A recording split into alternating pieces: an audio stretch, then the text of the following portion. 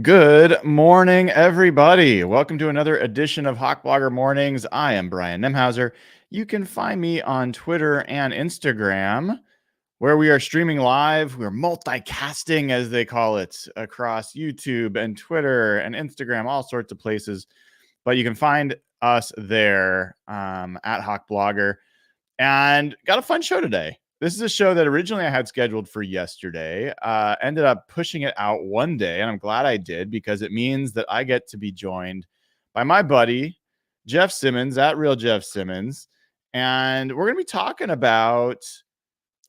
about a roster situation that I don't know if everybody's fully aware of, but the Seahawks have a pretty long list of pretty key players that are either on a one-year deal or entering the last year of their deal, or potentially are going to be in cap situations that make them precarious for the 2025 roster. So we are going to be going through this long list of folks in that category and kind of trying to do our best to assess whether or not those guys are going to still be around in 2025. In some ways, it's a conversation about which of these guys could potentially become a core part of the team as opposed to, just somebody that's going to stick around for one season. Before we get into all that, let me welcome in Jeff Simmons. Jeff, man, I'm so glad you could join me on this Saturday. It is gorgeous here in Seattle. It is going to be 78 degrees. It is one of those days that makes me feel like Northwest in the summer on a day like today is in the top 1% of places around the world. I mean, this is why you live here. What's it like in Toronto this time of year? Usually it's been really, really nice. Actually, very similar to what you described, like the equivalent of 78, 80 degrees. The last day or so, we've just gotten, it's just gloomy and it's cloudy and it's kind of, all the warmth is gone. So I don't know what happened. I don't know if we've taken on like the Seattle weather, but it's gotten from like, I was outside playing golf earlier in the week and I was sweating like really good. And then I was just outside barbecuing my lunch and I was in like a long sleeve and pants and I was like, where did the summer go? So How'd you shoot in your golf game? Pretty terrible. It rained the day before and it was like soaking wet. And I could not hit a shot off the fairway. It was pretty embarrassing. And not until like the 18th hole where like the sun came out and actually got dry. Then I put one like right beside the pin. I'm like, oh God. So everyone was probably tired of me complaining, but it was not very good. Man, I mean, I think, I got super obsessed with golf a few years ago, played it 4 times a week. I was just like, super into it. And then I kind of hit a wall. Like my driver just left me and, I couldn't hit it past probably 215 with my driver for a while. And oh, really?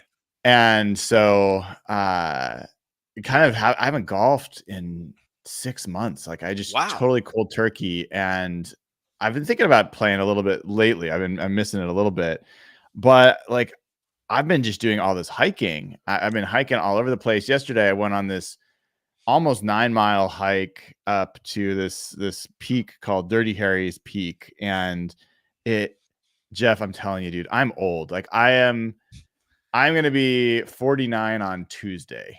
So like I am up there and I just my dog Finn and I, like, we barely made it to the top. I was it kicked my ass, but that is what I do now is I hit the trails. And you'd think that somebody could kind of mix it up, like, okay, golf a little bit and hike a little bit and fish a little bit or whatever. But I kind of get like myopic. I'm like, okay, this is the thing. This is what I want to do.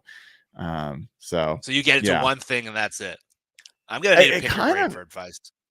It kind of is, but I'm sure in a month or 6 months or whatever, 2 years, I'll be like, all right, I'm done with the hiking thing and I'll move on to the next. Either because I'll be done with it or because my body will be. I mean, dude, I am at the age that when the first thing I did when I got home is iced my knees. I've never done that in my life. I've never had knee problems, but now 9 miles up 3,500 feet, and my knees were barking when I got home. So, yeah, aging is a real thing, dude. I'm a little scared. The only activities I do are activities I probably gain weight from doing. I play softball and I golf, usually in a cart. So I'm gonna and I know Evan has the brand of like the burger guy. Like among my friends, I'm like the food guy, and like I don't eat well. I so my combination of lack of like actual physical exercise and the way I eat, it's not good. I'm gonna need to change my life at some point. I mean, I think I joked with you about it. I mean, the amount of push-ups, pull-ups, hiking I've done in the last few months, and I've managed to like gain a couple pounds because I just one mainly metabolism, but then also just I got a sweet tooth, and man, same. It used to be like growing up, if I just like, okay, I'm gonna work out for a few weeks, and all of a sudden like pounds are melting off. But it is not that way anymore. Yeah, there's a scene in the movie Big Daddy. I don't know if you know that movie at all. Oh yeah, for sure. Where he's talking about like now at my age, if you have a milkshake, like you feel it in your ass right away and it starts jiggling. I always used to laugh at that, and it's like now I'm at the age where that actually happens. It's like, yeah. Oh my God, it's depressing. Yes.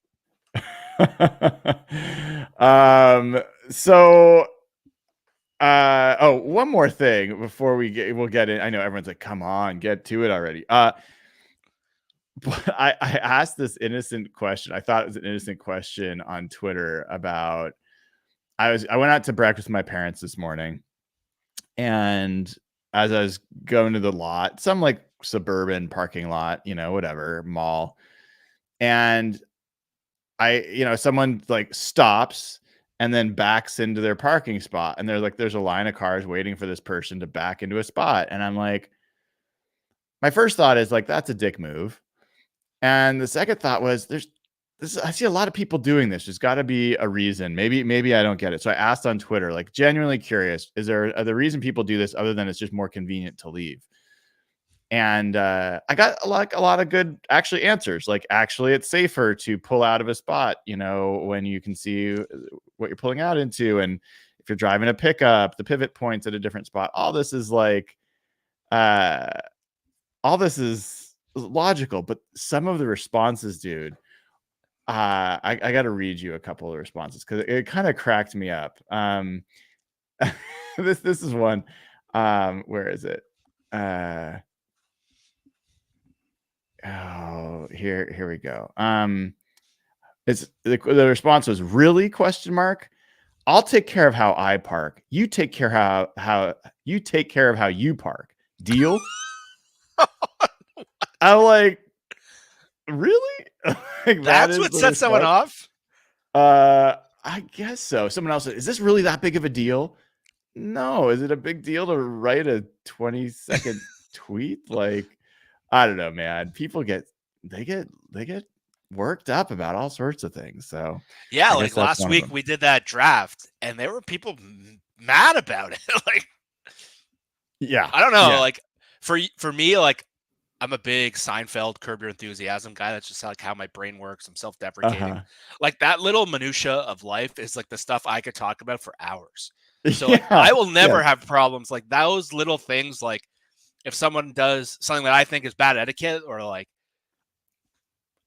this is the stuff I'm really interested in. So like maybe I can't relate to the other side of that. Like who gets mad about that? Like what you just talked about is exactly what like I can, other than football, like what I would dive into for hours. So that's why you and I are buddies, because I mean, my favorite team I like icebreaker question that I started asking was, are you a recliner in an airplane seat, or are you a team never recline? And the conversations that come out of that are hilarious. I am team never recline, but you kind of have to be. Yeah, I think I even read that some airlines are putting in seats that don't recline, and I was like, hell yes. But that's a fun one too.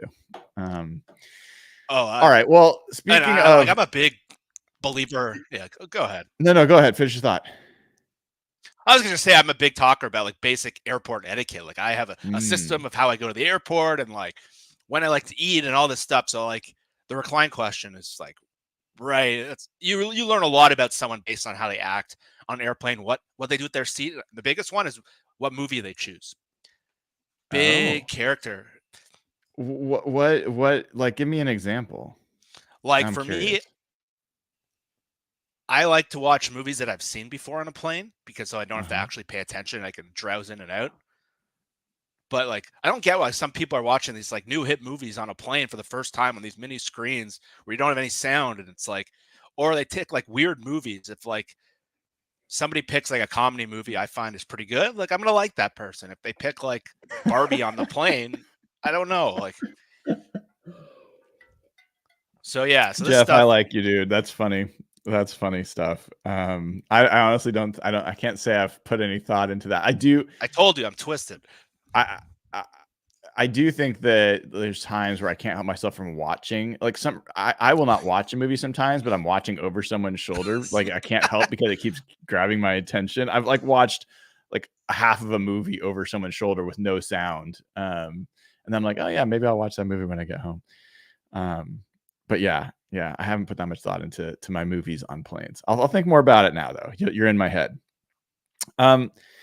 Speaking of getting into people's heads, I came up with this list, Jeff, of all the players on the Seahawks. Part of what kind of prompted this, one, it was one of our YouTube members that recommended this as a topic, and I thought it was a good one.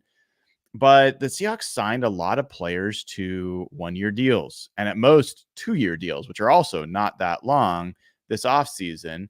And they signed these guys not to be backups in most cases, but a lot of these guys are starters. Both our linebackers, for example, fall in that category. And so before we kind of get into whether we think any of these guys will be back in 2025, I was wondering if you had any theories as to why the Seahawks put so many players into these very short-term deals. So it was something I always thought just the Seahawks were like inept with this, and I didn't understand. I know Derek, for those who know Derek on Twitter and on our show, Derek is not a fan of how John Schneider does a lot of his contracts with length, and I know Evan is critical as well. So I had always thought they're just almost inept. Like, why are they always doing 1-year deals? Are the agents just taking advantage of them?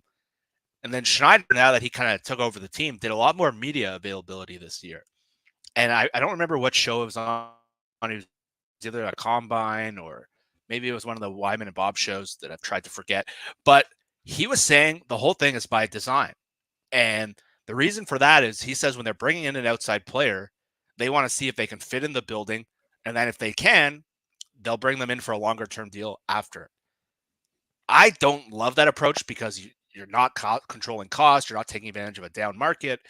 Cost tends to go up.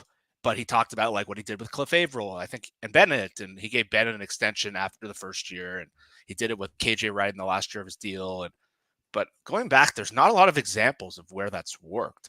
So that's something I wonder, will that change with the new cap guy? Matt Thomas has been the cap guy every year until this year. The guy from the Bears and Packers is now there. So I wonder if this changes. But from John's take, that has been by design, but there are very few examples that have actually worked. And a lot of examples of actually how they've burned cap room.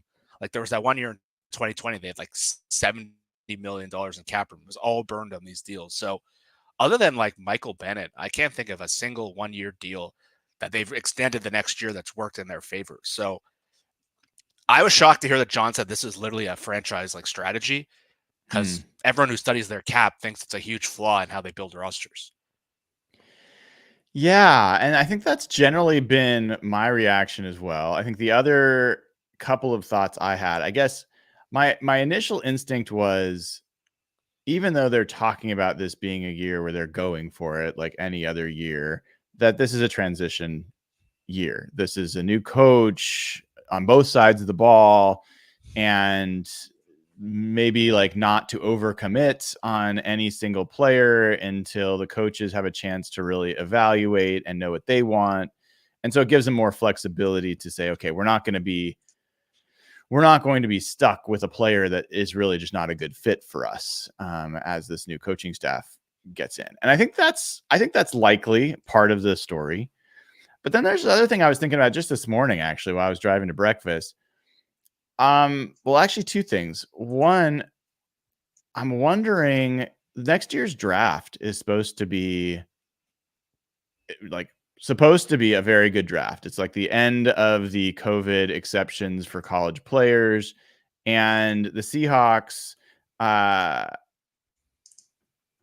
have quite a few picks, right? So I think they have their first round pick, second round pick. They have a third round pick. They have 2 fourth round picks because of a comp pick, 5th, 6th, 7th. They have 8 picks total, I guess, is currently 8 or 9 picks for next year. Is that what you have? Yeah, I believe they have the 7 plus the 2 projected comp picks at this point. So I'm wondering if part of what they're thinking is, hey, let's not get locked in on vets. This is a young team, and we have an opportunity to continue building through the draft next year. And I don't know what positions. I haven't started studying the 2025 draft. I don't know what positions are strongest. Linebacker certainly was not a strong position in this year's draft. Maybe it's better next year, and now they'll have more. So that's another factor. I'm wondering if that's, and I haven't looked at the 2025 free agent class. We'll do that a little bit in this show, but I'm wondering if that might play a role as well. Yeah, and we're going to have to go through this because right now, I don't know if I'm spoiling anything, but given how many young players and how many rookie contracts they have, they should really be in a position to just spend wildly. But they've mixed that in with a lot of veterans. Right now, they got $35 million in dead money with the 2 safeties they got rid of. So that would be like 4 players they're missing out on. But next year, they're projected to be almost $20 million over the cap with all these rookie deals and talking about the free agent class. So they're going to have to make some big, and that sets up this whole show. They're going to have to make some pretty significant moves to be able to even spend it all. And there's some, like right now, they don't have a contract in 2024 with a cap number bigger than 26.4 million, which is where the money has gone in the NFL with receivers and quarterbacks. They should be kind of flux with cap room, but they're actually second last in the league with cap room right now. So a lot of that's the dead money they have. A lot of that is they have a lot of guys in that 18 to 26 range. They don't have that superstar player they're paying for. So they're going to have to move some money, and there's going to have to be significant either cuts or restructures. But like you look at how San Francisco runs their cap, where they have all these blue chip players, and they have now like 30 million in cap room. And you look at Seattle, they have 1 million with no blue chip players. They're going to have to start changing the way they do these contracts because they've not set themselves up given where they are with rookie contracts. Yeah. I'm glad you brought that up. So we'll kind of swing back and forth as we go through these in that regard. But those are some of the factors to consider, right? Like for each of these players, are they good? Right. That's basic factor number 1. What age are they? Do they fit with this scheme? What are they going to cost? And, are there better options out there or better positions where you'd want to potentially shift the money to? So there's a lot of factors that go into this. And those aren't even all the factors, but those are some of them. I thought, Jeff, that maybe the way we'd go through this is position group by position group, if that makes sense to you. And we will call out, there's different types of players we're going to talk about. We're going to talk about players that are in the last year of their deal. Either they're on a 1-year deal or they're in the last year of their deal. And then there's some other guys that we'll talk about and call them cap question marks. And these are guys that have a contract that goes into 2025, but there's a question mark about whether the Seahawks will want to keep them at that cap number. And so we'll include them in the mix. Does that sound good to you? Yeah, that works. Because that would kind of be all over the place the other way. Yes. All right. So let's start with the wide receiver room. Because there's a number of guys in this in this position in the wide receiver room. And I think let's talk about some of the players, and then I want to kind of quantify it a little bit. Let's give it a rating. Let's go 1 to 10 about likelihood that they're going to remain on the team beyond 2024. So they'll be on the 2025 roster. So 10 being deadlock. They're absolutely going to be on it. 1 being absolutely not. They're not going to be on it. And then obviously all the gradations in between. So we'll each give each player a rating on a scale of 1 to 10 about whether we think they're going to be on the squad in 2025. Sound good? Yeah, that works. All right. First player I think should be pretty straightforward, but we'll find out. First player is D. Eskridge. He is entering the last year of his deal, and as we know, has barely played for the Seahawks and certainly been a disappointment. What is your thought about D. Eskridge? Before the new kickoff rule, I would have said 0 out of 10. Is there even a 0? There's not, but you can invent it. That's fine. I think for him, he would have been 0. I'm going to now bump him up to 1. So, again, D. Eskridge, John's talked about him and said basically if they brought back the coaching staff, they wouldn't have brought him back this year. They would have cut him. And they're giving him one more shot with the new staff. I think really the only value he might, if he has to stay healthy, he has not stayed healthy. I think that durability is by far the biggest question with him. There's not a single year in his 3-year career where he's been sustainably able to play. And I think the only way that number could go up is, I heard Mike Florio talking about this, but the thing no one's really talking about in the NFL is this new kick return rule. And this could have like dramatic impact for certain players. And you're going to need 2 returners as a team now. And one of the things Eskridge has shown an affinity to actually do is return the ball. So I think if he can actually show he can be a reliable returner with these new rules that might actually give the team a competitive advantage, that number could go up to 3 or 4. But until I see him actually stay on the field, and like you always say, people who are hurt tend to always be hurt. And this is a contract year for him. This is his chance with a new staff, new special teams coach, new receiver coach. I still a 1 out of 10 though. I still cannot see. I think that's right. I've got him at 3 out of 10, slightly above, because I'm a sucker for when there are numbers of different players on both sides of the ball that repeatedly refer to a guy unprompted as being a good player or a player that is someone to watch. I'm at least open to the fact that as a fan, my evaluation could be just wrong, like that they're seeing things for sure that I'm not. And D. Eskridge is the poster boy for this. Geno Smith has talked about him. Jarran Reed has talked about him. There's been a number of players that have just brought him up. And so, John Schneider brought him back. I think they didn't have to do that, but I think it's pretty clear that his justifications for doing that. And then we've got a new offense with Ryan Grubb that may end up utilizing D. Eskridge in ways that make more sense than he's been utilized to date. So I think let's say that all things go right, he stays healthy and he is a bigger part of this offense than we expect, then it increases the likelihood the Seahawks will want him back. But I don't know if they would be able to pay him. Like if he ends up playing really well, then he could command a pretty decent contract in free agency that the Seahawks probably wouldn't be interested in matching. So I don't know. That's why almost no matter what, I feel like it's not likely that he's going to come back. Yeah, it's a position that they're going to need some cost certainty in, and he's close to the league minimum right now. So if they could get him back at kind of that number, it might help them moving forward. But that's the thing. Talent was never the issue with him. Like me and you both, like you were poster boy for that was a terrible pick, and nothing to do with Eskridge. We were live that night, and I didn't like the pick either. But I always thought I was very excited about Eskridge as a player and what he could do initially as that third receiver, because they didn't have any yards after catch guys, and they didn't have any kind of the horizontal players. They were all just vertical guys. But my issue is not with his talent. It's just the ability to stay on the field.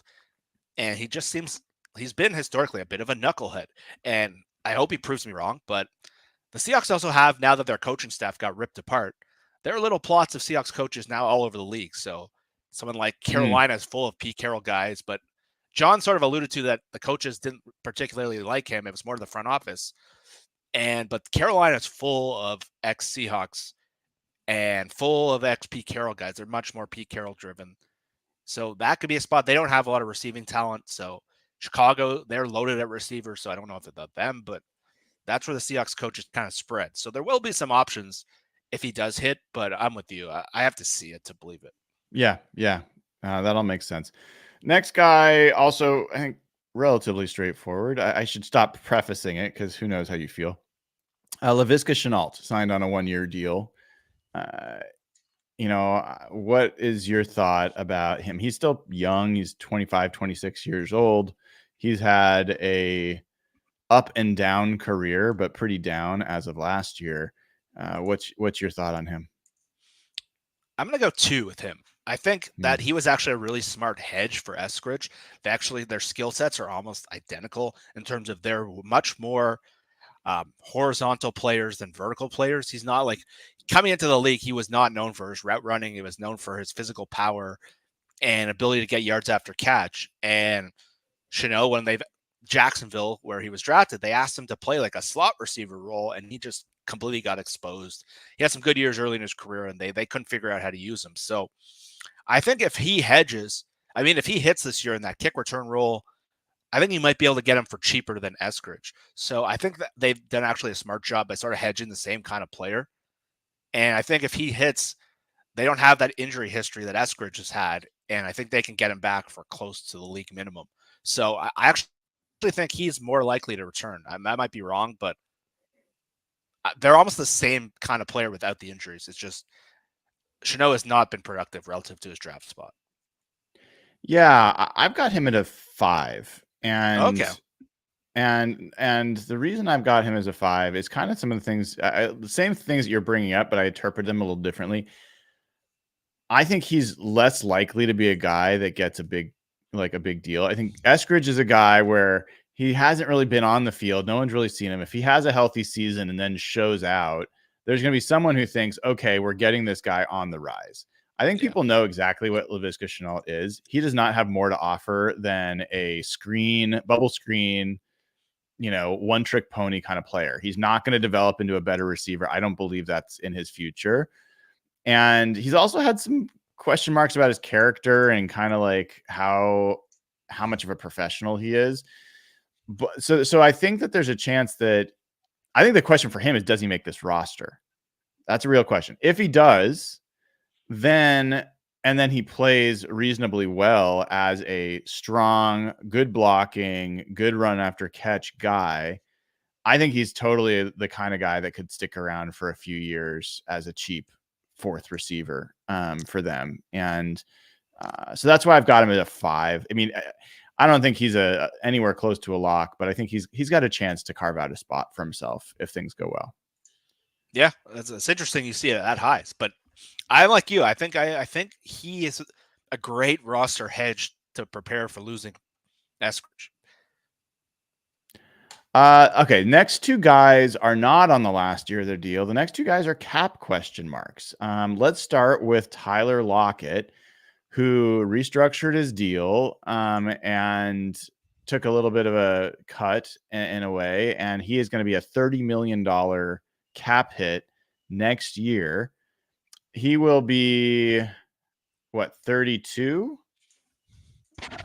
He is 31. He'll be 32 next year. Actually, he'll be 32 in September of this year. So he'll be, 33 going into the 2025 season. What is your thought on Tyler Lockett? I'm going to put it at a 2. And nothing to do with Lockett, the player. I think it's a couple things. I think they set up the Lockett contract. From the contract, you can usually tell if you look a year out who's going to get released. Like the first time I learned about this stuff is like when I first got a hold of like over the cap, you can look at like Chris Clemens and Red Bryant, and you could tell the Seahawks were going to cut them the next year. Lockett's contract looks like it's going to be cut the next year. They're right now, I think, over 18 or 19 million over the cap. You mentioned Locke has a $30 million cap number cutting him would cleanly cut out $17 million. So that contract alone would take them back to like the threshold of like being under the cap, assuming it doesn't go up. So based on the numbers, it seems like a year out they're planning on getting rid of him. And the reason I also factored in is Lockett's comments and some of the way he talks indicate that retirement isn't too far around the corner. He's already got his foot in a second career. He's already become the real estate agent for the Seahawks. Literally, the team is like sponsoring his real estate company. And I think just watching from the eye test, Lockett's like ability to separate last year looked significantly different than what I've seen. Like his deep speed, which is he's been so good at. And if you'd heard me talk like before last year's draft, and we did a million shows, I was saying their contracts with Lockett is about to skyrocket. They need to draft a receiver last year. And it was why we focused so much on Zay Flowers and why I got into JSN. And I thought this roster needs rookie contracts badly. And so the combination of Lockett's age, his contract, he would have to have like a complete resurgence for me. And I'd say the chances of that happening are probably like 3 out of 10, which is why he would have to show like kind of what he was a couple of years ago. And really this new staff would have to kind of reignite him. But looking at the numbers, looking at the roster situation, his age, I think this is probably the last year he'll be on the Seahawks. Yeah, one of the things with him, Jeff, I mean, like I said, it can be 32 going into this year. Other receivers that are highly paid that are that age, DeAndre Hopkins is 32. Keenan Allen is 32.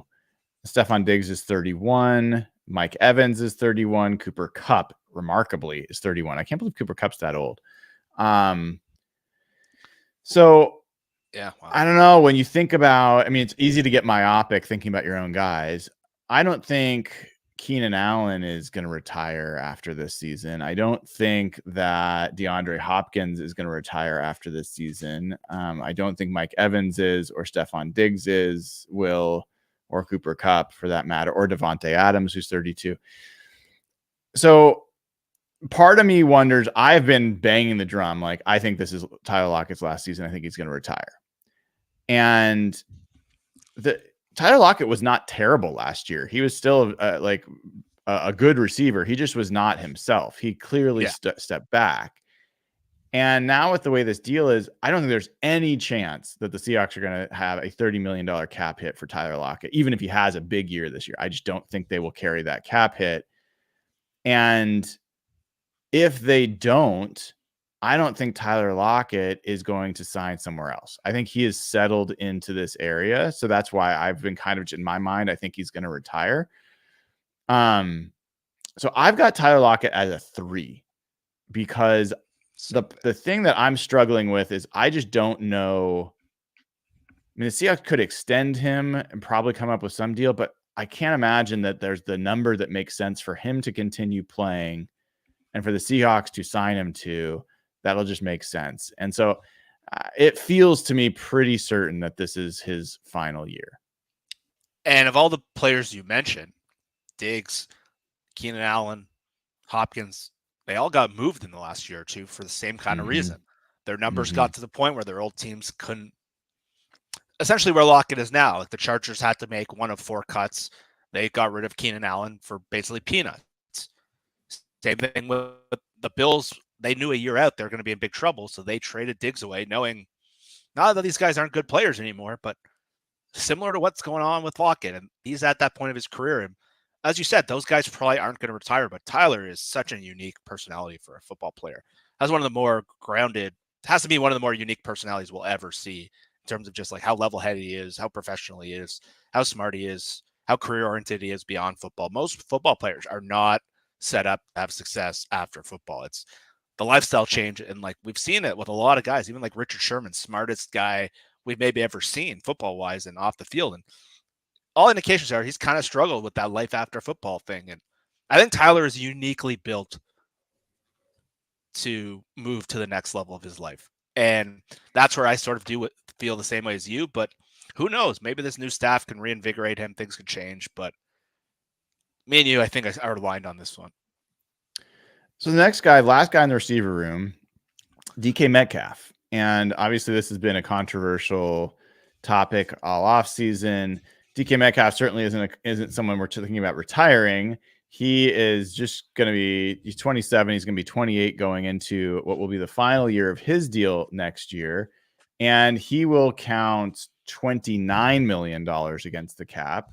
So the Seahawks, I think, could easily just keep him on that number. At this point, that's not an unreasonable cap number for a guy who's kind of a quote number one receiver for you. But it is the last year of a deal. And if they don't think they're going to extend him, if they have hesitation about what it would cost to extend him, then they would trade him next year, I think, before letting him play out the year and just taking, a third round comp pick at when he signs elsewhere. So do you agree with the premise that there's some chance that he won't be with the Seahawks in 2025? Yeah, I actually am preparing for that to be like the biggest story in the next offseason. It's going to be lingering around the franchise. There's been rumors that teams have even inquired already about him around the draft. I think it was the Chiefs or the Steelers. I think that is going to be by far the biggest question surrounding the Seahawks, other than maybe the quarterback. But I think that's going to be a huge storyline that is not going to go away anytime soon. And with the receiver prices going up, we saw what Justin Jefferson got the other day. It clued right into everyone's mind. The Seahawks have a DK Metcalf decision to make. $29 million as a cap hit based on where the receiver market, like you said, not crazy. Pretty good, actually. But it's the next year. You don't want to just lose him for a comp pick. And we know we saw what Schneider did with Frank Clark. And this situation is very similar to where he just got priced out of what they valued him at. And DK, based on where the market's going, is going to be a $30 million player. And based on where the Seahawks need to park their money in the future, it's hard to say if John Schneider's going to do it. This is such a big year for DK. New staff. We saw what they did with Rome Odunze. He's going to, and Hugh Millen has indicated a few times they're going to really use him as like unleashing him. So that's why I never understood like the talk of trading him now. I don't think you trade him after kind of a down year. It made no sense to me. I always thought like people are going back and forth. Mike Salk and Jackson Bevins had these two sides of this whole thing. And I'm like, you idiots are all wasting your time. It's next year where it's the real question, where it's 1 year away from a contract extension. And can you get the value back up? So I'm with you. I think there's a real question of whether he'll be back beyond this season. And this, with this staff who has highlighted a receiver like him, it is going to be, can they get him back to that? Because kind of like if you ever played like fantasy football or anything like that, DK's always had the same kind of level, and you thought he was ascending into that top tier early in his career. He was an all-pro, number 2 all-pro in the second year. But he's never kind of changed his, like in fantasy football, he's never really changed his like where he's drafted. It's kind of always just leveled out. And so if he stays at that level, like sort of like 900 to 1,000 yards, 6 to 8 touchdowns, not dominating games enough, I don't think Schneider will pay him. And I think they're going to trade him. So this is a huge year for him. What's your number? What's your rating on him? Likelihood to stay in 2025? I'm going 5 out of 10. 5 out of 10. Wow. I think it's a 50-50 deal. I think it's a 50-50 deal. I think he needs to become a different level of player for them to pay him. And I think based on what you said about the draft, I think I know people are going to hate this. This has nothing to do with what I think of DK Metcalf. I think it's what I think of his value. And listen, you saw what the Chiefs did with Tyreek Hill and the ability, and all the alternative side. You saw what the Titans did with AJ Brown. But I think the market's going to get to a place where John's going to be uncomfortable. And if DK comes out and proves it, and he takes that next step, then I think they pay him. But I think right now, I think that's a 50-50 chance of happening. I love that take. It is multi-layered with DK Metcalf. So from like my basic premise there is this guy's one of your best players. He's definitely one of your 5 best players on the roster. No doubt. And you're a team that's trying to build, and you don't generally get rid of your best players when you're trying to get better. That's just basic, like sounds obvious to say it, but it's also just a reality. Also, when I look at John Schneider in the past and his history, he has tended to pay his best players. He has not been a guy like the Packers have in the past where they just, or the Patriots sometimes, where they really move on from their, the only player that I think they've ever done that from is Frank Clark. And we were all like, oh my God, they did it. And they got, first round pick and multiple picks. And that was such a smart move, by the way, ended up helping them get DK Metcalf, as a matter of fact. But I think that John Schneider's history strongly leans toward retaining his best players that are of this age.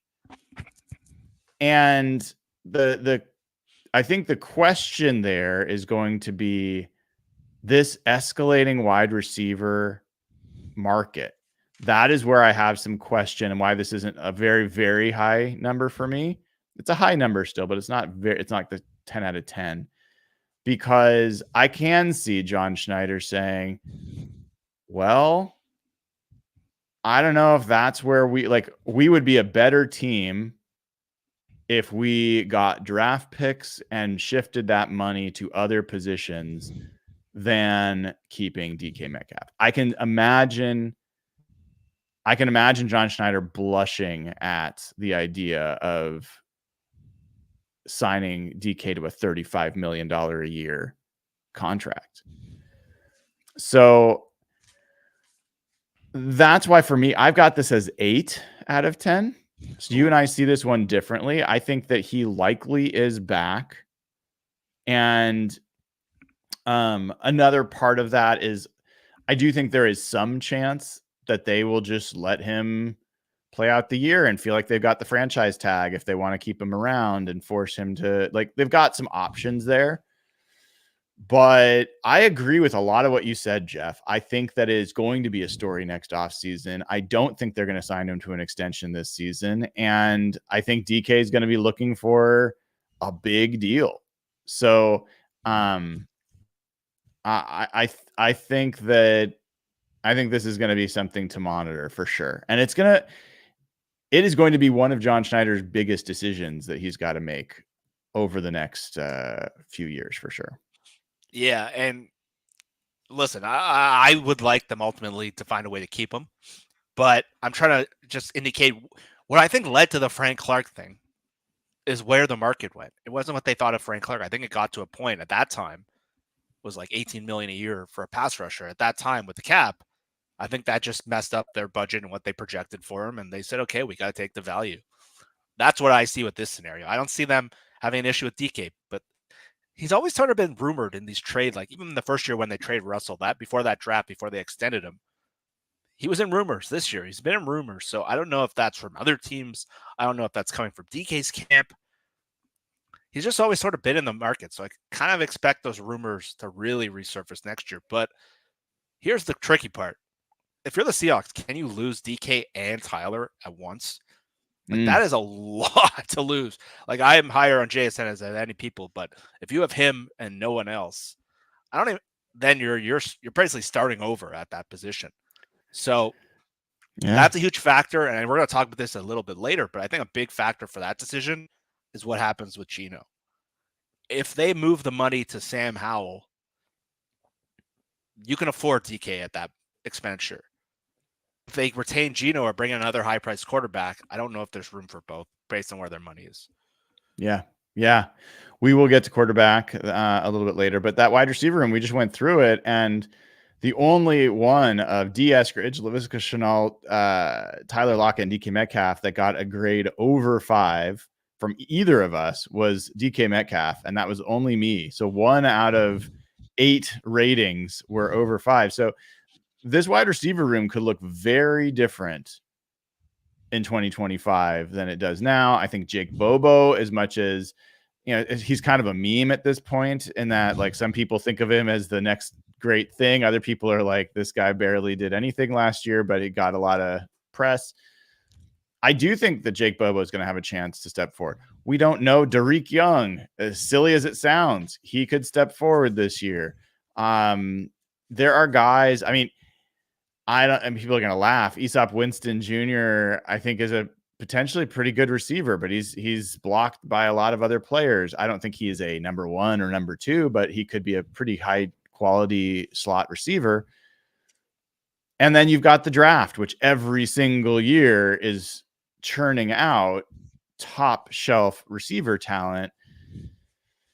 You know, would the Seahawks have been in a really bad spot if they, had gone heavy into rookie receivers, rookie receiver last year with JSN and then did it again this year? I don't think so. I don't think they would have been in a bad spot. So we'll see. That position group's definitely one to watch. But as of now, we've done 4 players. Only one of them got a rating over 5 from either one of us, and that was DK Metcalf. Let's keep going. I'm just going to go down the list here. We'll stay close to receiver. In tight end, there's one player, Tre Brown, who is on a 1-year deal. I'm curious for you, Jeff, where your rating is on Tre Brown. I'm probably a 3. I don't think he's at the level where he's going to cost too much to bring him back. And I think he's a point where it's hard to see a year where he gets to the point where he's like too expensive. I think they like what he can bring. I think him and Barner as the 2 blocking tight ends really fits. And it's not, they already put their money into Noah Fant the next 2 years. That they're not going to pay another high priced tight end. So I think he's going to be a guy you can bring back. I just think he's a guy that's not going to be in demand in the market. I think relative to who they're going to have to pay, he's probably going to be low on their list. That's why he's not closer to a 6. But I think he's a guy that will be similar to what you said with Shenault and similar where I graded him. I think he's a guy that makes sense to have as your second or third tight end. I don't think the cost will be prohibitive. And I think they want to see kind of how he fits in. They talk that he's one of the best blocking tight ends in the whole league, and PFF numbers do indicate that. But I think he's a guy that I think is pretty likely to come back if his play is what they think. Is they're going to need cost affordability at that position. So the only reason I'm not going higher is I think he's just going to rank really low on the totem pole based on the amount of expenditures we just covered. But I think there's a case you can make like 5 or 6. But again, this is a thing where him and Barner could become like a really good weapon to kind of allow Fant to do what he does best. Yeah, I've got Tre Brown as a 6. I think we see him pretty much the same way. I just have a different interpretation. I think he's not going to ever be an expensive guy on the market. I think he's going to be a lunch pail dude, and I think he's going to be a player that the Seahawks really appreciate having on the team. I think he's going to end up being a core special teams player, and I think they're going to want to keep him around. So I think I have him as 6. I think he's more likely to come back. I could even push that higher, but sight unseen, figuring out this offense, I'll be a little conservative, but I think he's going to be part of the 2025 team. I even would go as far as say, I could see Tre Brown being one of those kind of like Zach Miller style, core parts of the identity of the team that is not very heralded, but the people that watch the team play know how important he is to, like the Michael Robinsons, like the guys that just kind of set a tone. I think he has a chance to be one of those guys for this team. And I think to add to that, I think that's why Barner was kind of ranked so high by them. Mm-hmm.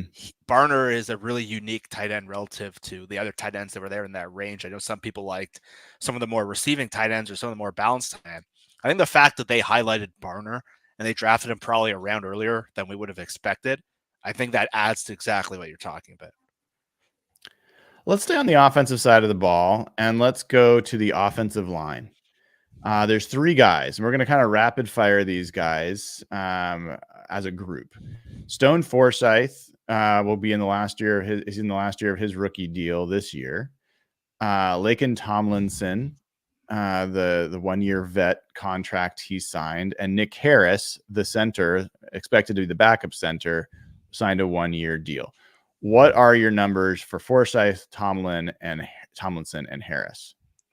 I'm going 0 on Forsythe.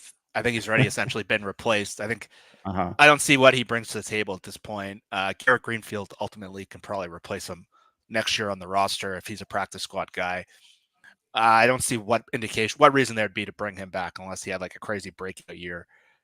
Tomlinson, I'm probably a 2. Again, I'm not super high on him to begin with. I think he's already started to fall off a cliff. I think he was mostly a stopgap signing. I think ultimately they're hoping that that's a draft pick. I hope I'm wrong on him. But the coaches and players have been really high on him, mentioning him. George Fant talked about it in the interview you talked about. He's the kind of the vet in the room, and maybe they kind of need that with so many young players. But I just think his performance will be at a level that they need to replace, sort of like where they ended up with Phil Haynes last year. So I'm not high on him. I think the one I'm probably the highest grade on, I'm probably going to go 6 on Nick Harris. I think they're going to I don't know if Olutimi's going to break out like the level. I hope he does. I'm excited about him, but I think based on where the coaches came from, Scott Huff has been with Nick Harris. I think he's going to be cost controlled at the point where they're going to really want him in that offensive line room, given they have some big expenditures coming up down the road. And I think he's the ultimate backup center for them. Having a guy who knows your system, who's been with Huff for probably 7 years, I think his costs and his value to the team is clear. So Thompson's the one I'm least sure about because it really comes down to whether he can get back to where he was 2 years ago. But if he performs at the level he was with the Jets, where he was cut to the level where no one in the league likely wanted him, I'd say the odds are he probably ends up there, and they ultimately replace him with a younger player. But I hope I'm wrong on that one. Yeah, that makes sense, Jeff. I'm with you on Forsythe. I think there's a pretty good chance he's not on the 2024 roster. I don't think you're off. I mean, depending what happens with Mike Jarrell, depending what happens with Satoa Lamea, depending what happens with, Raekwon O'Neal, he might have already been pushed off. So I don't think he's given them any reason to really think about bringing him back in 2025. So I've got him as a 1. I think your 0 is fair. Tomlinson, I've got as a 5. I think there's a 50-50 shot. I think that there's a decent shot that he could be the Chris Gray level vet guard that you keep around, but is not your best player, but is a solid, part of your offensive line and kind of glue guy. If he plays too well, then he's going to get more money than I think they're going to be willing to pay. But I'm not sure I'm worried about him playing too well. I think that he will probably be I'm hoping that he is a above average starter. That's my hope for him. And I don't think that's crazy, but I think 50-50 for him. Nick Harris, I've got slightly below. I've got him as a 4 because I think, backup centers. I mean, if he fits and things are going well, then sure, why not? They'll keep him. But otherwise, I think you potentially continue to look for other guys and continue to buoy that. I don't feel I haven't seen Nick Harris enough recently to know, but that's kind of where I'm at on him. All right. Other players on offense, that really the only other player is a big one. Geno Smith, quarterback, and he is under contract for 2025. His cap number is going to be $38 million. And I think it's worth just remembering where that sounds like that's a lot of money. And you're like, oh, well, they'll never pay him that. Well, the quarterbacks that are getting paid, like at least this isn't even their cap number, but that they're getting paid in that range. Derek Carr is getting paid $38 million. Aaron Rodgers is getting paid $38 million. But that would be what, 3, 6, 9, 12. I mean, that would be like the 15th highest paid by average per year quarterback in the league. So it's not that big of a number for quarterback. But it is, you've got Sam Howell, you've got these other aspects. So Jeff, I'm dying to hear from you. Where are you? What's your number for Geno Smith? I have him at a 6. I think the situation I brought up is almost identical to what I brought up with DK. And the reason I have him slightly ahead, I just think it's a much harder position to replace. We've talked about the influx of receivers coming in. But quarterbacks are so hard to find. That's why the Howell move was pretty smart. They got a year ahead of it, and I wish they did. They should have just drafted him ultimately. They took Kobe Bryant instead of drafting Howell. So that does not look so smart. Anyway, but it wouldn't matter now. I think with Geno, like we've seen how the front office has talked about him this offseason. They've left a lot of questions. This is to me the ultimate prove it year. And I don't think I talked about DK, like he's got to take that level up. I think with Geno, like he needs to have a consistent year, and I think he needs to show a little bit better. But last year at this time, that third year looked like impossible. Like it's like, okay, this is a 2-year deal. There's no way he gets the third year. But now that the Jared Goff and I bet you Tua and all these guys end up in 50 million, Geno at 38 is still really, really good value. So like the people who hate Geno, they still don't understand like what the Seahawks are doing with him. I got a buddy who's like a radio host in Toronto who thinks Geno is like the worst player in the league. And I'm like, what do you? And everyone he reads like field goals is like, no, Geno's value is incredible, and he's still incredible value relative. And I think one of the best things John Schneider did is find that middle market because you see where Tua and Goff are going to end up. That's the worst thing the Seahawks could have done. And so they have him that 1 year, but I think it's a very clean deal to get out of. It's 25 of 38. You would knock off the salary cap clean. 25 million just would come off the cap.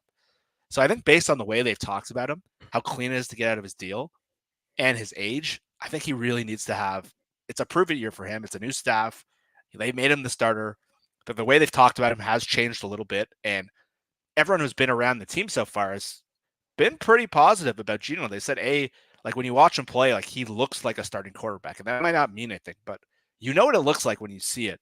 And everyone who's talked has said there's a significant gap between him and Howell just from the eye test watching them right now. So from a cost certainty standpoint, I think they would love to get to Howell at 1 million, or they would love to draft a guy. I think they ultimately would have loved to draft a guy one of the last 2 years, but they kind of just fell out of those ranges on both sides. And so I think Geno's going to, and they've talked about it, he needs to take that level up as a leader. And I think they're saying as a player too. I think if Geno does it, they'll bring him back. But I have that 6 out of 10 chance. I think that's about right. I think the offense is really set up for Geno to be, and you've talked about this way back, that Geno and Penix have a lot of similar skill set other than one being a lefty. But this is a huge year for Geno. This is ultimately the prove it year for him in Seattle, I think. I'm curious to hear what your number is. Yeah, this one's very hard for me because I have to give the number based on what I think they're going to do, not what I would do. Yeah. And I pretty clearly believe that John Schneider would like to be able to move on to Sam Howell. I think there's a lot of signs that indicate to me that that's what John Schneider would like to do.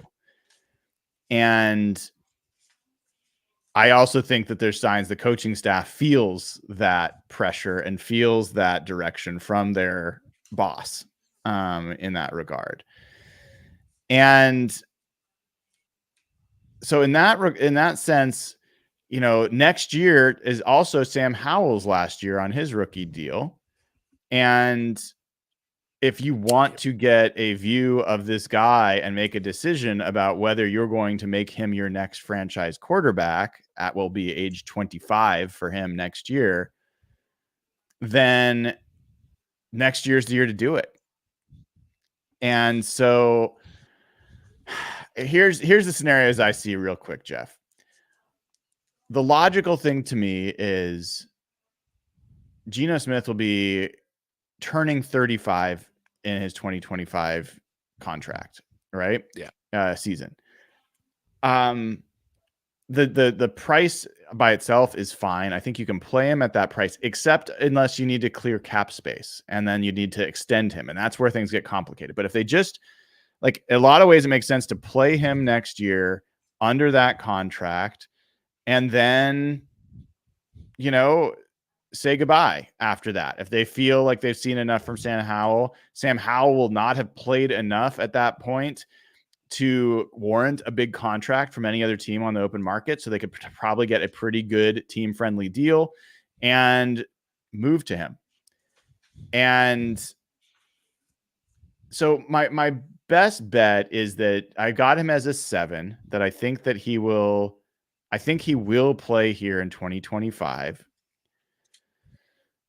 I kind of went back and forth going lower than that. I don't think I could go higher, but I went talking about going lower because if Geno plays really well this year, which I'm expecting him to do, you could argue that that's going to increase the odds that they move on from him, that they try to turn that into a trade and find someone who's willing to give them anything of value for him.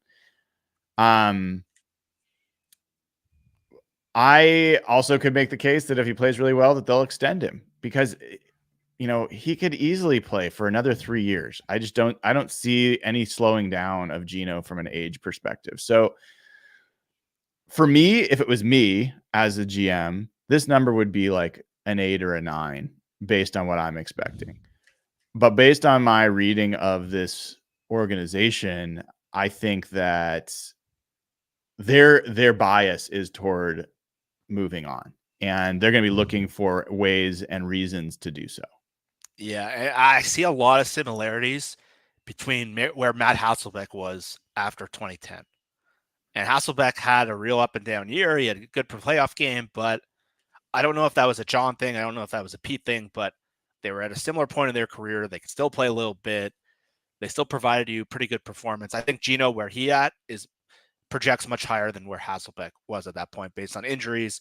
Geno's had a really unique career.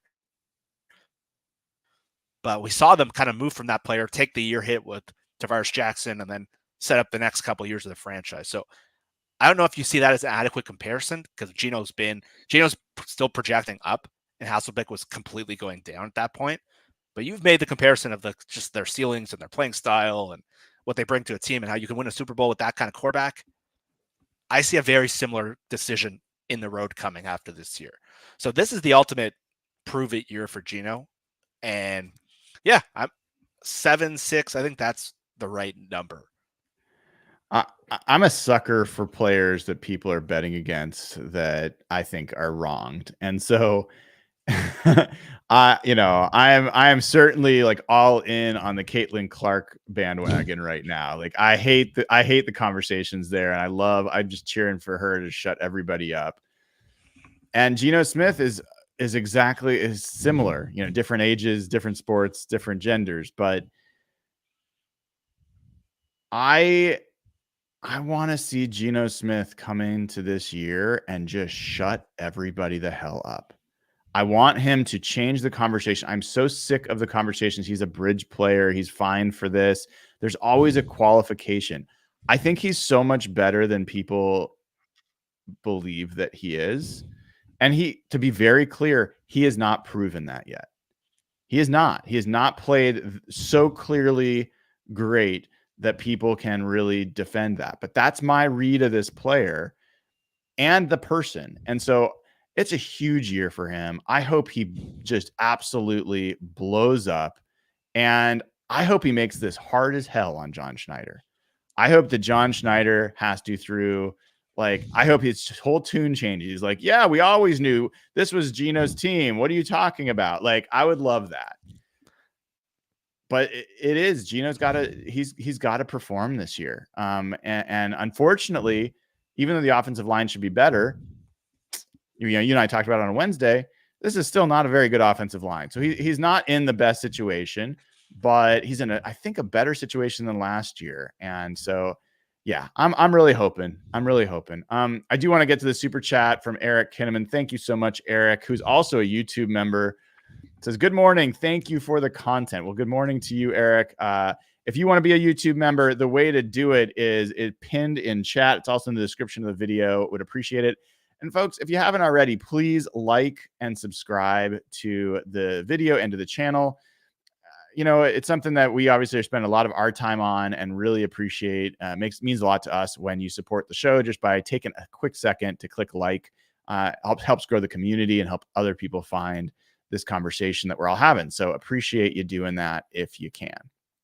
All right, Jeff, we're already an hour in, and I joked with you ahead. I was like, hey, I don't know if we're even going to go an hour on this one. We haven't even done defense yet. So let's speed up our pace a little bit because I do not want to do a 2-hour show on this. I do like the conversation, but I don't think it's a 2-hour conversation.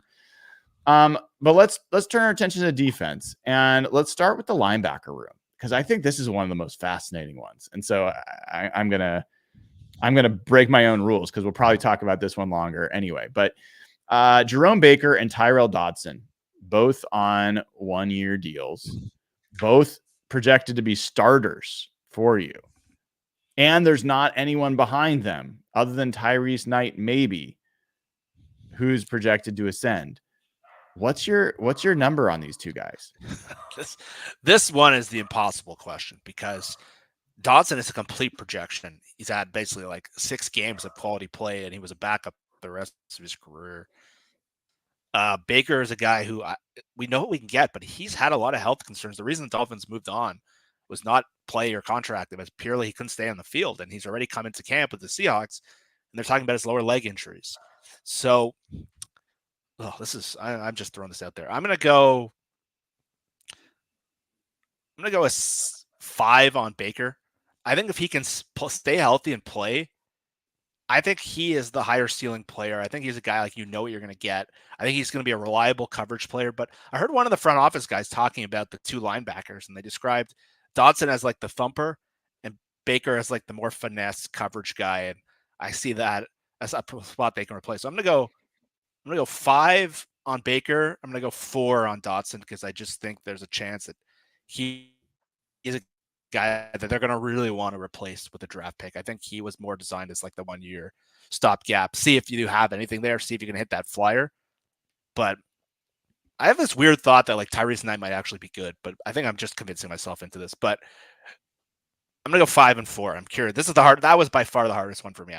There's almost nothing to base this on other than pure gut instinct. Yeah, I mean, Jerome Baker is certainly the more proven player between the two. And you touched on that. He's young enough that there's every reason to believe that you'd want to maybe bring him back. I look at, let's do this real quick. I'm going to look at the linebacker, the unrestricted free agents for next year at linebacker. And Dre Greenlaw, at least as of now, will be on the market. Jerome Baker, who's 28, basically a little bit older than Dre Greenlaw, but will be on the market. David Long for the Dolphins, 28, will be on the market. Let's see.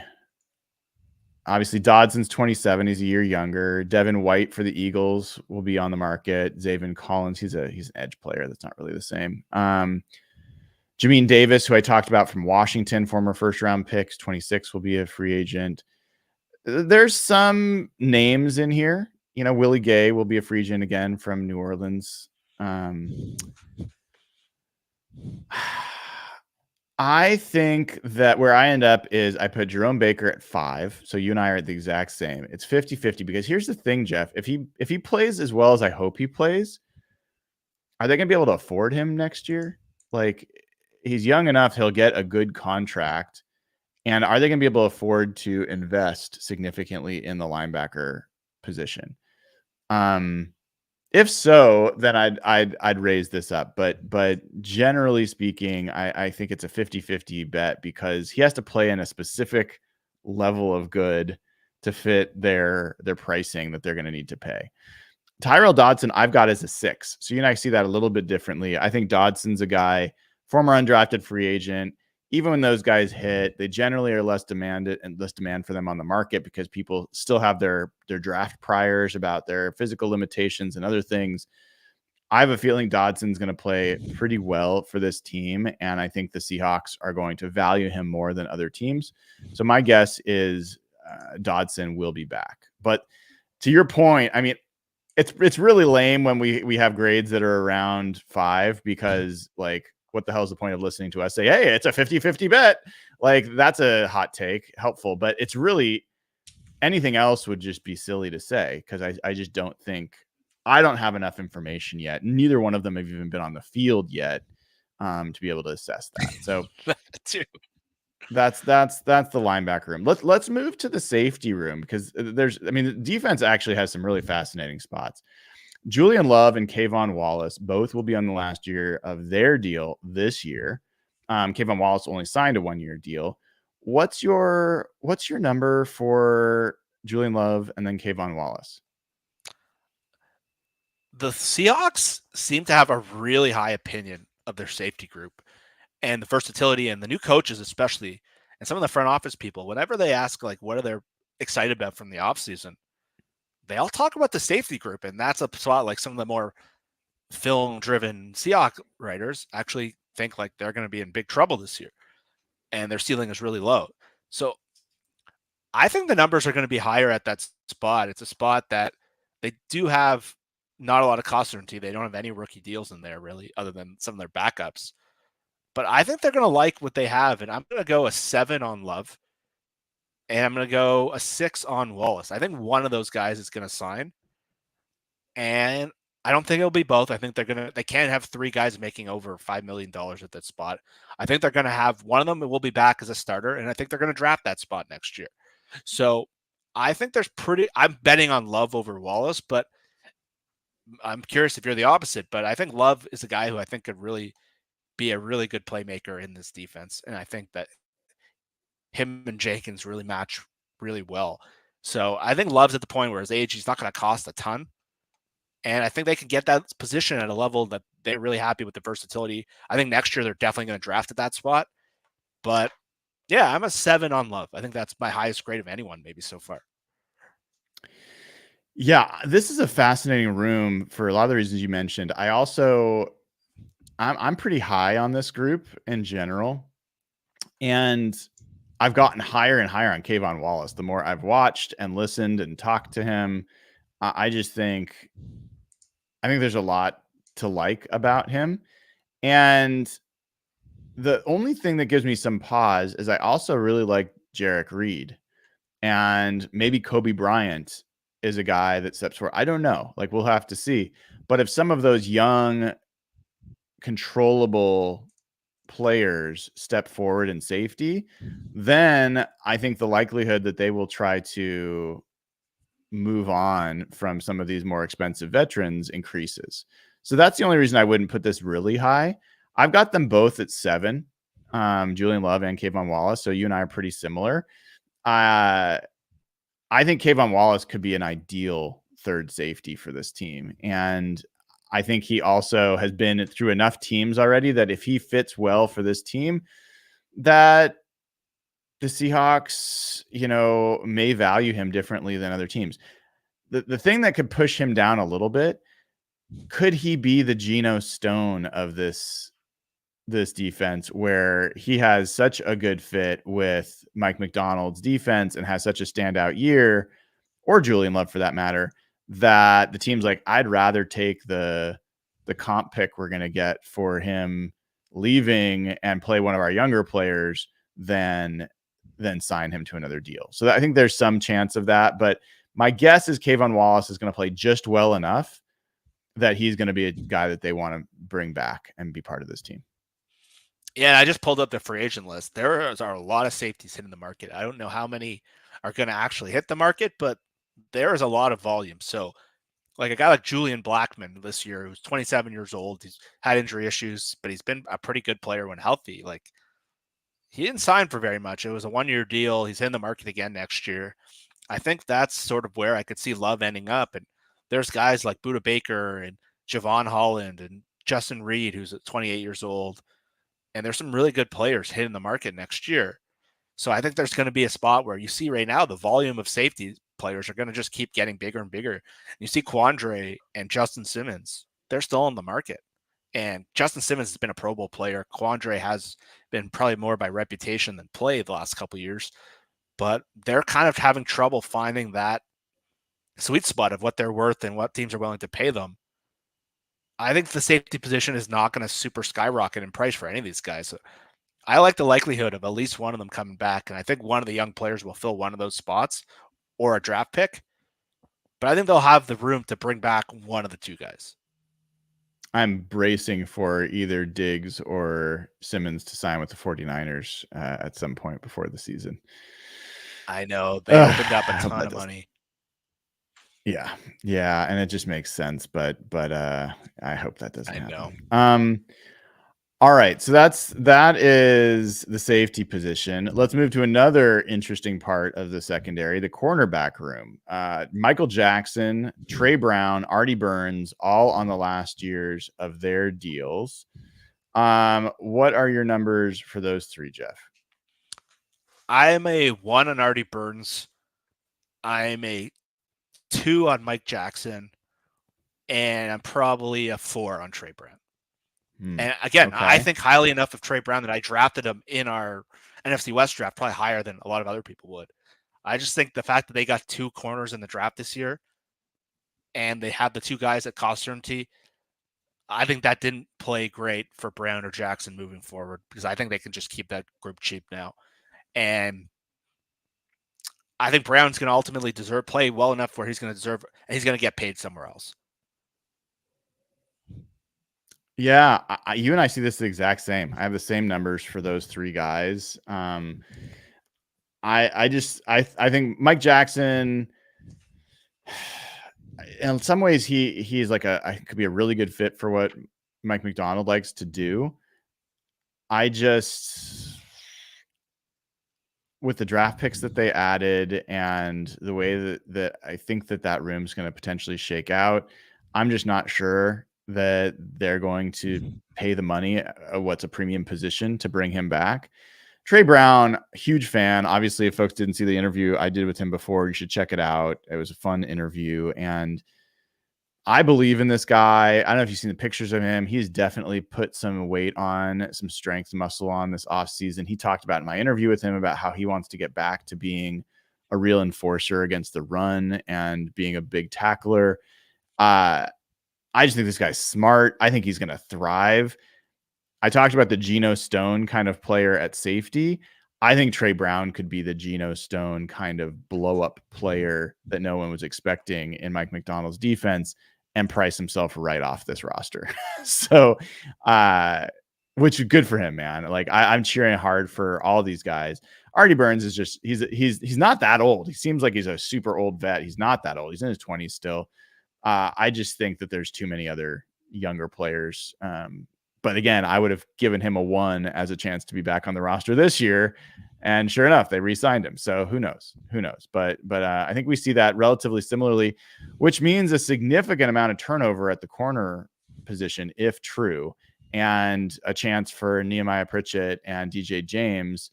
Like, these numbers could change based off what we see in the preseason.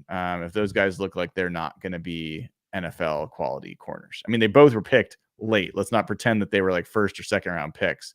If they're not good, the team will just move on from them now. All right, we're in the closing stretch here, Jeff. Let's go to the defensive line last here, and I'll include the edge players and the defensive tackles in one fell swoop. We've got Darrell Taylor as one edge player, Draymond Jones, who's under contract, but I think there's a cap question there. He's got a $23 million cap number in 2025. And then we've got Jarran Reed at defensive tackle and Jonathan Hankins, who signed a 1-year deal. So Darrell Taylor, Jarran Reed, Jonathan Hankins are all going to be free agents in 2025. And Draymond Jones will have a pretty high cap number. What are your numbers for those guys? I'm pulling up their ages for a second. Give me a minute. Yeah, I can talk while you're doing that. So yeah. Okay, I got it. For me, Darrell Taylor is an interesting one in that everyone is assuming, like, I didn't think he was necessarily going to be back even this year. I really question his ability in the run game. I think he's going to thrive in the pass rush under Mike Macdonald.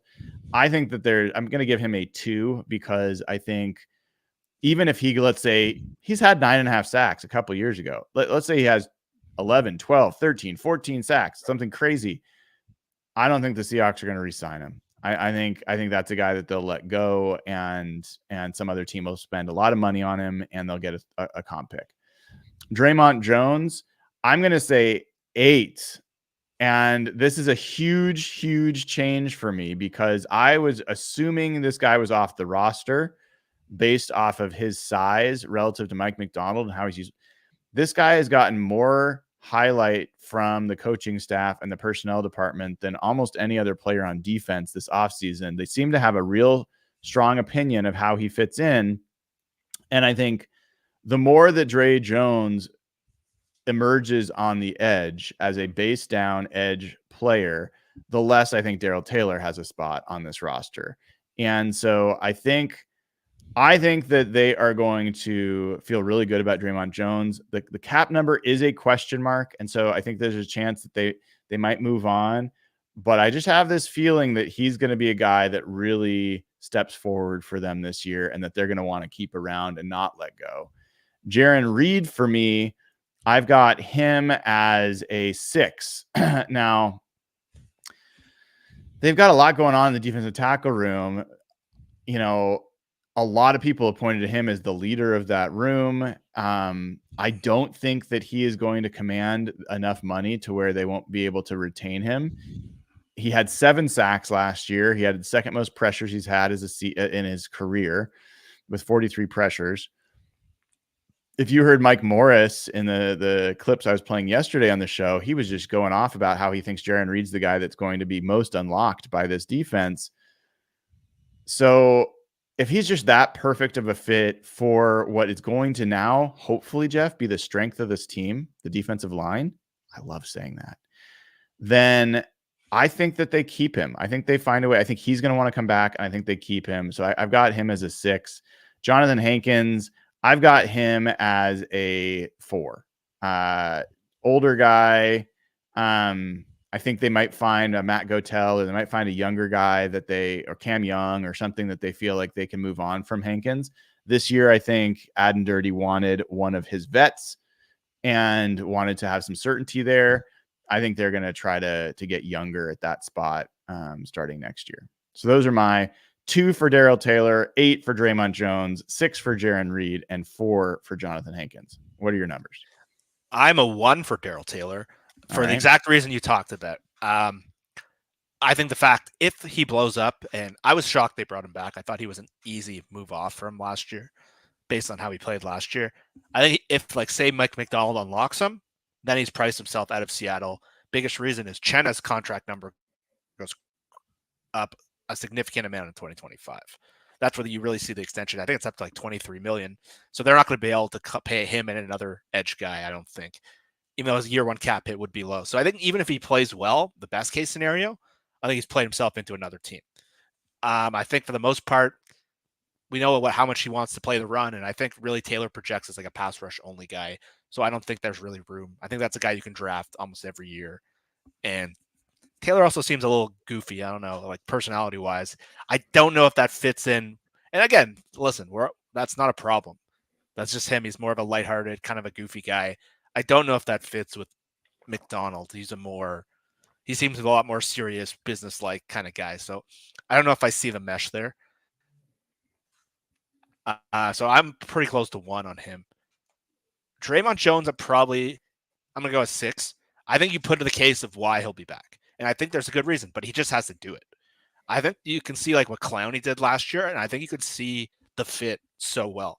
I think Jones is someone who's really projects as a guy who can jump forward, and what McDonald did so well in Baltimore, he's unlocked players that were kind of fumbling around the league. The Kyle Van Noys, the Clowneys. Clowney was at the point where he was 1 year away from being out of the league, and he had the best year of his career. So I think Draymond Jones is in a year where if he plays at the level we thought he could play, and they signed him to play in a different scheme. So this is a huge different role for him. They signed him to play in the Vic Fangio Denver defense, which ultimately drafted him in Denver. So this is a different defense for him, but I think he is the kind of player that McDonald and what you said, the personnel staff seems super excited by him. I think he's the guy that they blame the last coaching staff on not effectively using him. And I think if his number gets to a point where, so I think it's just over a 50% chance. I'm going to go 60%, and that number could be higher. But again, I have to see it. The other ones it was just Reed and Hankins, right? Reed and Hankins, yes. I would have had Reed closer to 5, but I was in the grocery store yesterday and I put on those interviews you talked about, and that completely swayed my opinion. I'm going to go 8 on Jarran Reed now. And the way, if you hear Mike Morris on Ian Furness and talk about his role in the locker room, him being a leader, and he didn't mention much about Leonard Williams being a leader. Again, don't have a problem with that. Not every player is meant to be a leader. And I think they're at the spot where they're going to want someone around Byron Murphy. And I think he's going to be 33 after the season. And I think he's just going to be a real solid guy. I don't think he's going to cost a ton at his age. So I think he's going to be brought back. I think Hankins, I have a 5. I think his role is really, really clear. I think Dirty obviously prioritized him, but I think like you said, Cam Young is really set up to be that internal replacement. Maybe go tell, but I think Cam Young has the same skill set. I think having him as the 1-year stopgap while you're building a new program makes a ton of sense. I think maybe if you lose Reed, maybe his numbers go up. I'm going to put him as a 5 just in the event that Reed leaves and they want one more veteran in the room. But I think he's a much more replaceable guy. Even last year, where he came off a really good year, it was really only Seattle and Dallas looking at him. And his number was like $3 million or something. I think he cost him $3 million on the cap this year. So even after a really, really good year, there was not a lot of interest and he signed for relatively cheap. So I think there's still a pretty good chance they bring him back. But honestly, hearing Mike Morris talk about Jarran Reed almost brought up my ranking of him like 3 spots. Yeah, there's a comment in chat here about didn't get Brian's pessimistic view of Jarran Reed with those interviews yesterday. I don't know if a 6 is pessimistic. The fact of the matter is, he is an older player at a position that you've already invested significantly with Leonard Williams at $21.5 million. You have a first-round pick that you spent in Byron Murphy that you expect to play the same essential role. You've got Cam Young and Mike Morris, who are also young players on that line. If Jarran Reed, if he has a 10-sack season, it may be hard for the Seahawks to justify spending big money when they've got a lot of other potential players there. And if you look at what the Ravens have done, they didn't bring back Jadeveon Clowney. They didn't, they did pay Madubuike, but I don't think that's the kind of money they plan on spending on a guy like Jarran Reed. So, and that defensive tackle position has just dramatically, it jumped as much or more than any other position group from a cost perspective this offseason. So it's nothing against Jarran Reed. I would have had that number actually at like a 2 or a 3 if I didn't hear what I've heard so far about Jarran Reed. Like, I think from a roster building standpoint, it makes a lot of sense to move on from a veteran like Reed and let the young guys ascend. But that's why I have him over a 50% chance of sticking around, because it sounds like there's a really good thing that they've got going there. Kind of like the Brandon Mebane kind of in there of that room, which makes some sense. Yeah, I actually see at the point where like I can't see a lot of teams paying him. He's going to be 33. I think people kind of know what he is at this point. The reason I had him actually higher is I think the cost to retain him would actually be pretty good. But if he truly blows up, yeah, maybe he's like Mebane and just prices himself out. Yeah. So a couple quick things before we wrap here. One, a huge shout out to Michael Mathis, a YouTube member for 2 months now. So congrats on your anniversary. It's so awesome. It's one thing to join. It's another thing to stick around and try to build this community on the channel. So I really, really appreciate when folks become members and then stick around and become parts of the community. Michael's definitely one of those. He says, I just tuned in, had a nightmare last night where Grubb's offense was so good that we lost him after 1 year. Cardinals fired their head coach and signed Grubb as their head coach. It's not going to happen, but I feel gross. That is pretty gross, Michael. I feel for you. I also feel for you that you're having dreams about the Seahawks in June. That I think, you know what? Let's take that as a very good sign, because I don't think this team has been worth having dreams or nightmares about in the offseason for a while. And this one is something interesting is happening with this crew. Jeff, as we wrap, I just want to recap for folks. There were 6 players where there was an average score between you and I above 6. Well, really above 5, above 50-50. And it happens that all 6 of these guys had an average grade at 6.5 or better. So we think there's a 2 out of 3 chance that these guys are going to be with the Seahawks in 2025.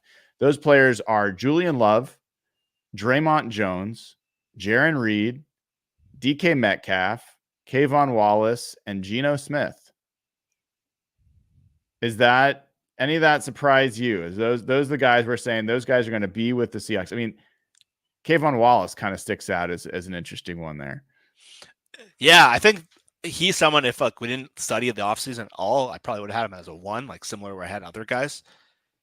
But I think you covered it really, really well. I think the analytics on him are really, really pretty strong. And I think he's at the point where in a flooded safety market, I don't think he's going to price himself out. I think he's going to stay relatively as like a third safety ceiling kind of guy. And I don't think those guys are going to cost too much. So I think he's just at a really good middle balance where he fills a clear role. He does have a limited ceiling, but that also limits his price point. So ultimately, you typically want to replace those kind of players in the draft. But I think the safety market is so down right now. I think he has that perfect sweet spot. And I think he's just really in a really unique spot positionally wise. You also had an additional guy as a 6, Nick Harris. I had 2 additional guys as 6s. I had Tyrel Dodson and Tre Brown. So those are guys maybe more on the bubble.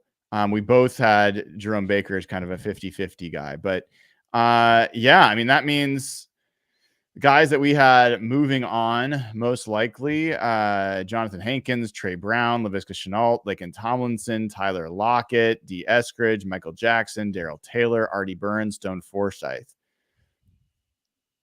I mean, there's some guys that are going to be painful if those guys move on, Tre Brown being one of them. Tyler Lockett, whenever his career ends, is going to be painful. But I mean, it's a good snapshot, Jeff, of where this roster is and how much. I mean, that's a long list of players that are essentially in contract years.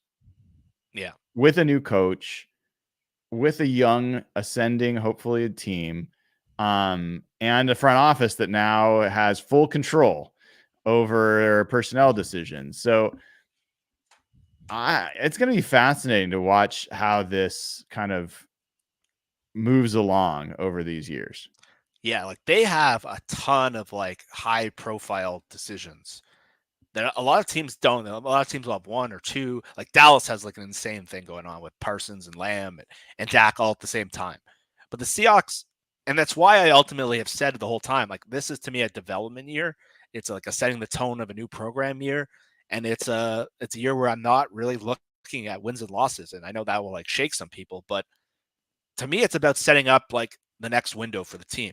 And these decisions are all huge factors in that next window.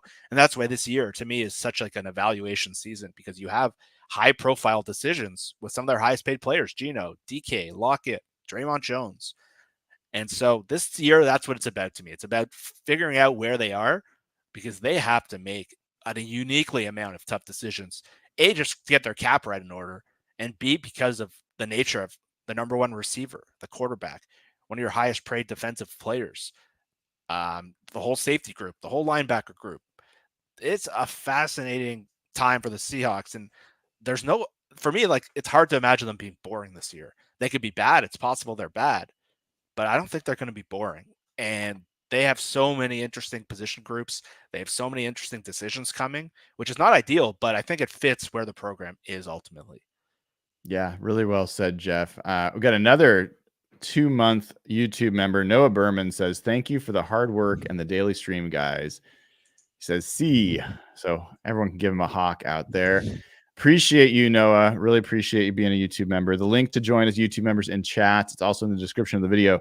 Jeff, tomorrow we're gonna have a fun conversation. I would love to have you part of it. I'm trying to keep these tight to 3 people. It's a new thing, so we're gonna have it with Griff and with Rob Staten tomorrow at 1:00 Pacific time, and it's going to be about what you just described, which I actually probably will want to have some of this conversation with you and Evan as well, because there's folks like, I think Evan primarily, you at times, Rob, Griff, who I think talk about this being potentially a step back year for the Seahawks.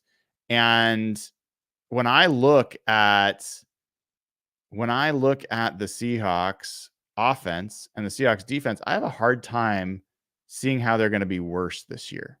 I really do. And so I want to have that as a first conversation with those guys tomorrow.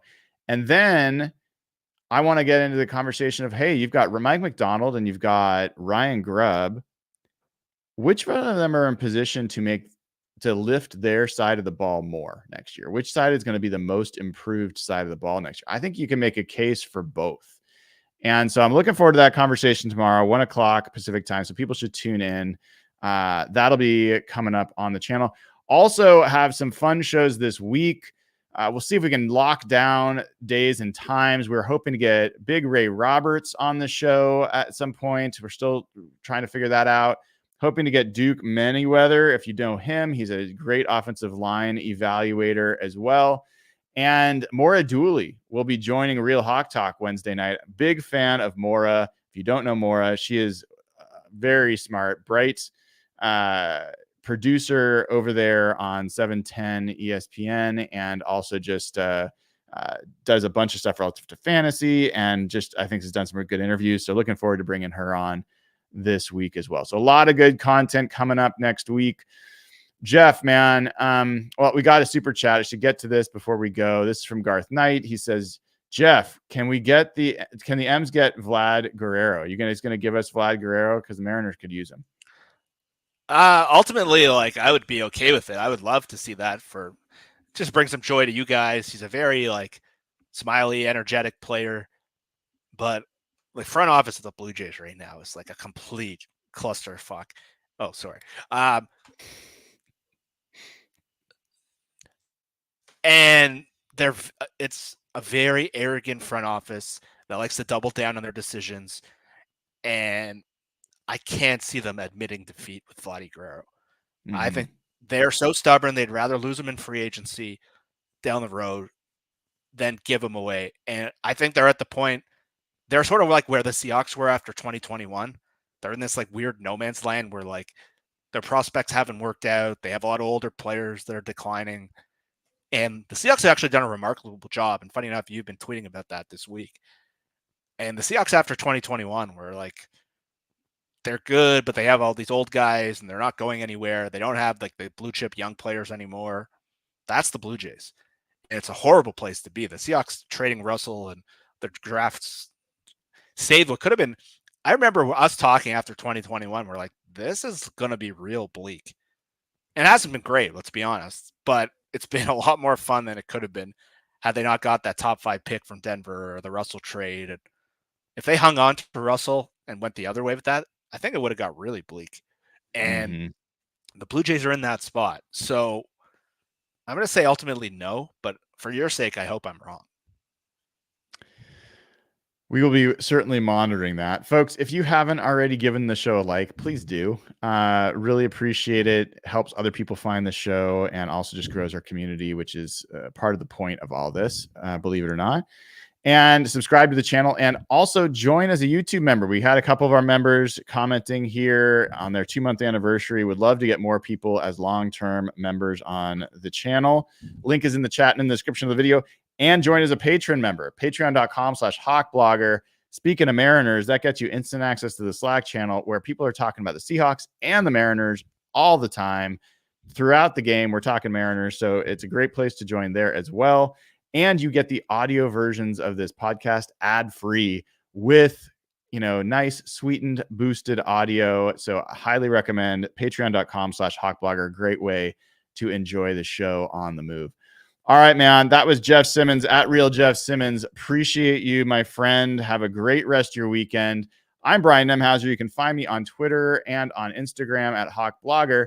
This has been another episode of Hawk Blogger Mornings. Take care, everyone.